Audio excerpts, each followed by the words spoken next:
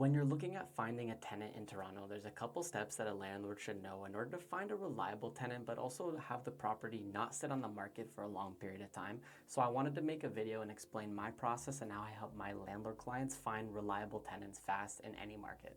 Number one is pricing the unit. Pricing the unit is super important because if it's not priced properly and it's overpriced, it's a higher probability that it's going to sit on the market a lot longer. There's going to be less showings and less interest, and it will be what's called a stale listing. You want to avoid that as much as possible because then the tenant will have the leverage and they're going to be able to put an offer significantly under asking because the property has sat on the market and it makes it seem as if it's not desirable. So in order to price the unit properly, as a realtor, we do have access to previous leased properties. So what I would do is run what's called a comparative market analysis. And I'm just taking that specific type of property and I'm seeing what has recently leased out. This is really important because it's going to tell us what is being rented out for that exact same type of property. There's really three ways you could price a unit. You could go above market, which is going to lead to a stale listing. You can go at market, which is fair. That's probably what it will rent for. Or if you want to rent it out very fast, you can go a little bit under market. So now it's considered a deal and everybody wants a deal. So you're going to get a lot more showings when you price the unit a little bit under. It all depends on what the landlord's timeline is. Generally speaking, most properties should be priced around market rate, but it all depends on the timeline on when the landlord is looking for the possession date for the property. Example, if they're looking for a couple months down the road, then you could price it a little bit above, right? Because there's going to be less inventory. But as it comes closer to that date, then ideally renting it out at market rate or just under will ensure that you get a tenant that is interested in the property at that timeline, so it makes sense and it's not sitting on the market for long.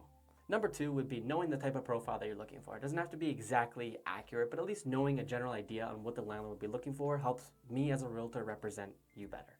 Number three is mostly on the realtor side, and it's making the property more desirable and making it stand out. The way we do that is by taking good quality pictures and by having the pictures posted in a specific order.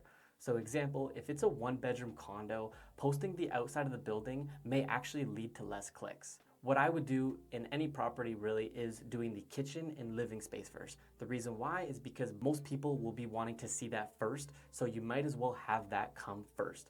There's so many properties out there, so going directly to what the tenant would be looking for is mostly going to be the kitchen and living space, as that's where people spend majority of their time. Then having the bedroom, bathroom, if there's a laundry in the unit in the condo, and then like amenities and the outside of the building. From my own personal experience, when I do it in this specific order, I get way more people reaching out to me. So I know that this works, and having the pictures come in a specific order, kitchen, living space, bedroom, in that type of order is really important because it's what the tenant is specifically looking for. Another thing is having the pictures represent the property very accurately. I've seen so many times where there's really, really nice pictures in a unit, and then you go there and it's nothing like you saw. This is very misleading, and it may lead to a lot of people doing showings and a lot of interest in the property, but when they go see it, it's nothing like they saw. And having the pictures accurately reflect what the property actually is, make sure that when a tenant or a prospective tenant comes and sees the property, they know what they're getting. Number four, and debatably the most important, is the offer being conditional upon a single key report. Single Key is a tenant screening platform that the tenant will pay $50 for the application fee, and they'll submit their documents, so their proof of income, they'll attach their pay stubs, job letters, bank statements, whatever type of proof of income they have, and it will pull a soft credit check. This is super important because I want to make sure that the documents that I'm being received from the tenant or the cooperating agent that's representing the tenant in the transaction, I want to make sure that what they're sending me matches what Single Key says. So if it's not, then at least it gives my landlord the opportunity to back out of the deal. Example, if they send me a credit report that's $750 and they send me the proof of income that says they make X amount of dollars, and then it comes back and it's actually invalid and the credit score is actually 550 and they have a lot of debt, then it at least gives my landlord a way to back out of the deal after it's already accepted. So the offer is always conditional upon Single Key satisfaction. Just want to make sure that the documents that they sent me is the same as what I can receive from Single Key. Even if you're a landlord and you are looking at renting out your home by yourself, highly recommend using it. They didn't sponsor, they're not paying me at all. It's just a really good tenant screening platform, and it ensures that what you're getting is completely accurate.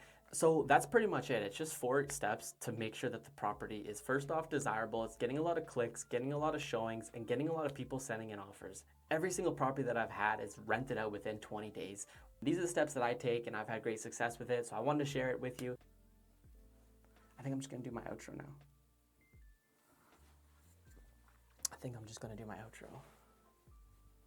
That was actually pretty good.